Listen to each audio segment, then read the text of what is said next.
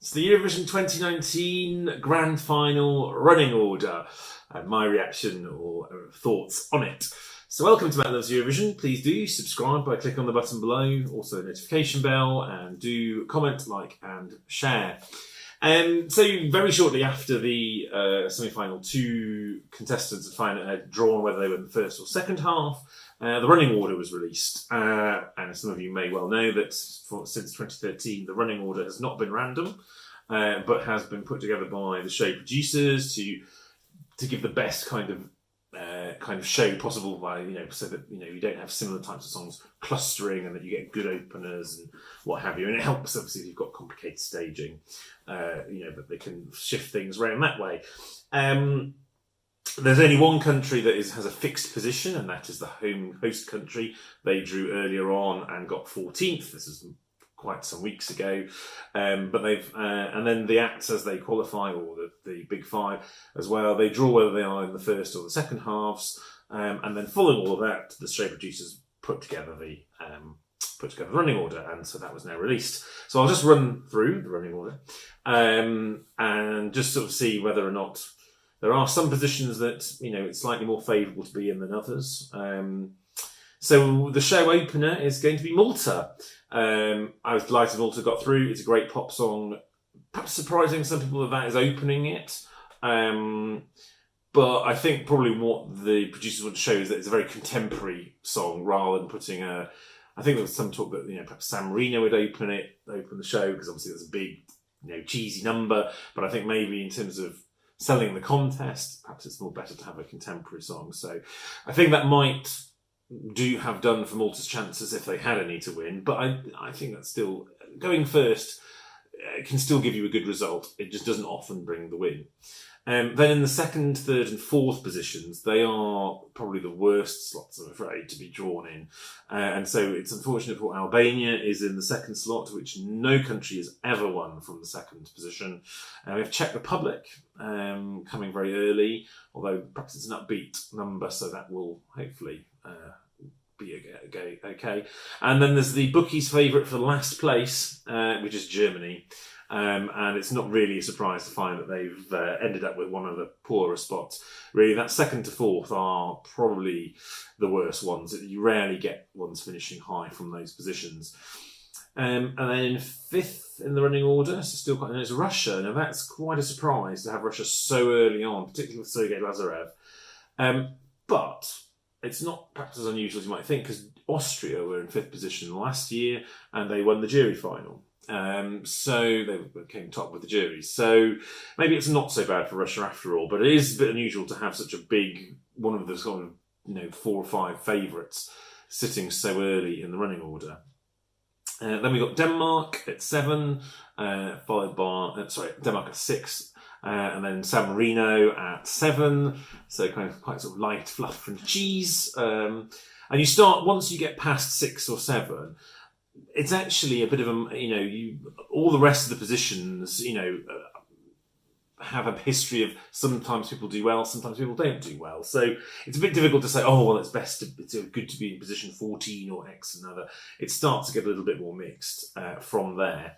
At 8th, we have the wonderful North Macedonia, and I think coming after San Marino, I think that's going to stand out even more as a kind of impressive song. And then I think, and I might be wrong, that they then have a break, and then in 9th they have because Sweden, their staging takes a little longer to get set up. 9th position is a pretty good place to be. I know Sweden have had that position before when they hosted a few years ago, and they finished 5th there, so that's not a bad place to be for one of the favourites. At 10th we have Slovenia. And then 11th, we have Cyprus, and I think that might be a bit of a disservice to Slovenia.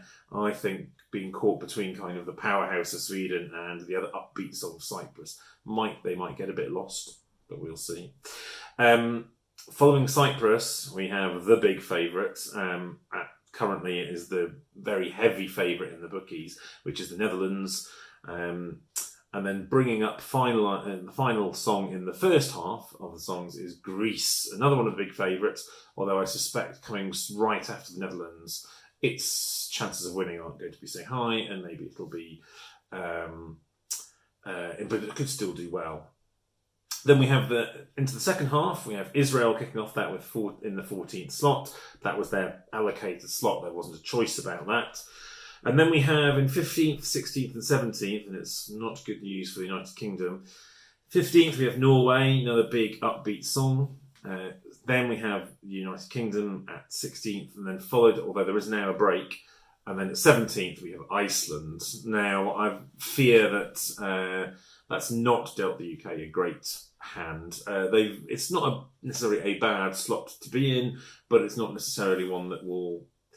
Yeah, I think being sandwiched between Norway and Iceland might be a bit of a problem on the televote side of things, but we'll keep our fingers crossed for Michael Rice on that. And we start getting into the final sets of songs. 18th, Estonia. 19th, Belarus. 20th, Azerbaijan. So all pretty up-tempo songs. And then we have France at 21. And then straight with another big five number, and neither France nor and at 22 it's Italy. So France then Italy, two big five together, and also not up tempo either. So it's perhaps a slight odd shift in that, but I'm sure they have their reasons. I mean, all of these positions can be good, can be very, very good. Particularly these runs in the sort of 18 to 23. Are often very good for win. There's quite a lot of winners have come from those kinds of slots before. Then following Italy at 23 with landing a really plum spot is Serbia. Now, it's amongst a lot of the favourites in this group. Now, you could say that might not do it a favour, but it might well do it a favour. And Serbia will have a big televote block going for it. So I expect Serbia to do quite well. And it's got a great slot to do that. At 24th, and I think this is a sign that this is perhaps did well in the voting on the semi-final, is Switzerland. So obviously it's the most Fuego-like of this year's songs, and it went down very well in the hall, and it came across really well on TV. So I think that's going to do. People are going to remember that. In the second but last slot, in 25th, Australia. That slot has been the place for the runners-up for the last few years. So Bulgaria in 2017 and then Cyprus in 2018. They were both in the 25th, sort of that penultimate spot. So it does suggest that Australia are very much in contention for the win. And then closing the show, and I think this isn't much of a surprise, was Spain with Mickey. Incredibly upbeat party song. You might say, is that the best thing to close the contest with? As a big upbeat one, you might think it would be better to have it kind of the start of the second half of the semi-final. But I think it'll be a great end. I think hopefully it'll make people remember Spain. And also it's kind of making up for the fact that they got the second place slot last year, the death slot. Although the song that they had probably deserved it. This song definitely deserves showcasing, and we'll see. Hopefully, that will give Spain a good result. So yeah, it's quite an eclectic mix. I've been listening to a live stream of the jury final and a bit of the rehearsals, and I think it does seem to flow quite well. It does mix up the genres quite well, I think, and it doesn't do any disfavours to the big favourites, which are the Netherlands, Sweden, Australia. I think Russia is probably the one where you think that might have been done a bit of disservice. But the big three, and Switzerland as well, actually, if you include that in that group, have all come out well from the running order. So we'll see if it makes a big difference. But I think it should be a great show. And so I hope you'll be watching. I certainly will, probably with about 60 other people in a big party. So let's hope they don't talk during the songs. But it should be a great show, and we'll see you again soon, probably with some reactions to how it's all gone.